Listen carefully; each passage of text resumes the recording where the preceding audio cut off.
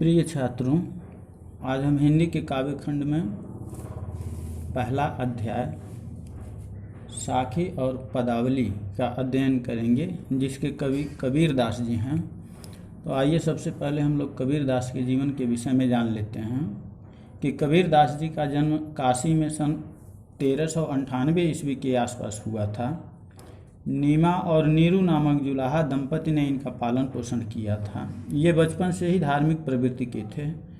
हिंदू भक्ति धारा की ओर इनका झुकाव प्रारंभ से ही था। इनका विवाह लोई नामक स्त्री से हुआ। बताया जाता है कि जिससे कमाल और कमाली नामक 2 संतानों का उल्लेख मिलता है। कबीर का अधिकांश समय काशी में ही बीता था। वे मूलतः संत थे, किंतु उन्होंने अपने पारिवारिक जीवन के कर्तव्यों की कभी उपेक्षा नहीं की। परिवार के भरण पोषण के लिए कबीर ने जुलाहे का धंधा अपनाया और आजीवन इसी धंधे में लगे रहे। अपने इसी व्यवसाय में प्रयुक्त होने वाले चरखा, ताना बाना, भरनी, पूनी का इन्होंने प्रतीकात्मक प्रयोग अपने काव्य में किया था। कबीर पढ़े लिखे तो नहीं थे।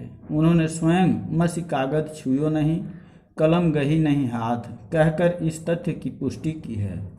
सत्संग एवं भ्रमण द्वारा अपने अनुभूत ज्ञान को अद्भुत काव्य प्रतिभा द्वारा कबीर ने अभिव्यक्ति प्रदान की थी और हिंदी साहित्य की निर्गुणोपासक ज्ञान मार्गी शाखा के प्रमुख कवि के रूप में मान्य हुए। कबीर ने रामानंद स्वामी से दीक्षा ली थी। कुछ लोग इन्हें सूफी फकीर शेख तकी का भी शिष्य मानते हैं, किंतु श्रद्धा के साथ कबीर ने स्वामी रामानंद का नाम लिया है। इससे स्पष्ट है कि स्वामी रामानंद ही कबीर दास जी के गुरु थे। काशी में मरने पर मोक्ष होता है, इस अंधविश्वास को मिटाने के लिए कबीर जीवन के अंतिम दिनों में मगहर चले गए। वहीं सन 1495 ईस्वी में इनका देहांत हो गया।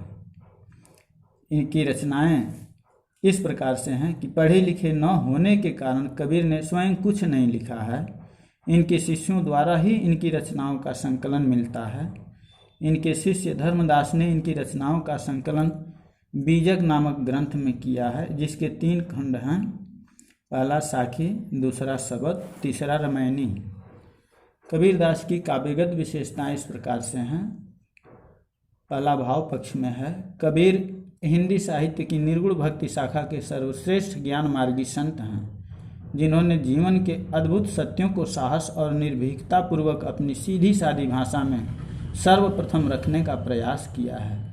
दूसरा है जनमानस के माध्यम से भक्ति निरूपण के कार्य को प्रारंभ करने का श्रेय कबीर को ही है। तीसरा, कबीर की सधुक्कड़ी भाषा में सूक्ष्म मनोभावों और गहन विचारों को बड़ी ही सरलता से व्यक्त करने की अद्भुत क्षमता है।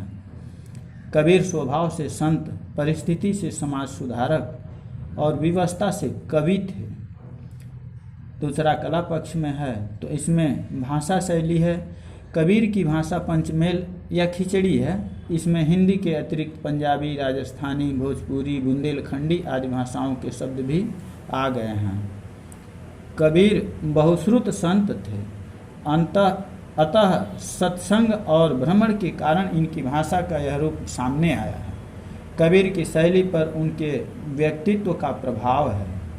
उसमें हृदय को स्पर्श करने वाली अद्भुत शक्ति है। दूसरा, रस, छंद, अलंकार। ये रस की दृष्टि से काव्य में शांत, श्रृंगार और हास्य की प्रधानता है। उलट मासियों का अद्भुत रस का प्रयोग हुआ है। कबीर की साखियाँ दोहे में, रामायणियाँ चौपाइयों में तथा शबद गेय शब्दों में लिखे गए हैं। कबीर के गेय पदों में कहरवा आदि लोक छंदों का प्रयोग हुआ है। उनकी कविता में रूपक, उपमा, उत्प्रेक्षा, दृष्टांत, यमक आदि अलंकार स्वाभाविक रूप में आ गए हैं। इस तरह से कबीर एक निर्भय, स्पष्टवादी, स्वच्छ हृदय, उपदेशक एवं समाज सुधारक थे। हिंदी का प्रथम रहस्यवादी कवि होने का गौरव कबीर दास को ही प्राप्त है।